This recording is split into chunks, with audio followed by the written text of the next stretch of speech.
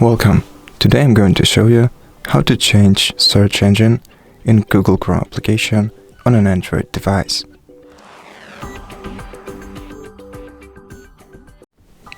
First, let's open the browser.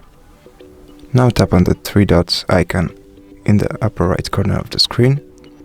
Go to the settings and select search engine. Here you can pick any of the presented search engines.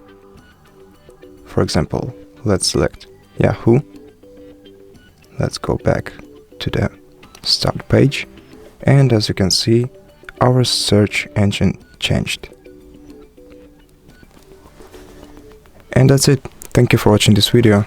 If you like it, consider subscribing to our channel, leave us a like and a comment below.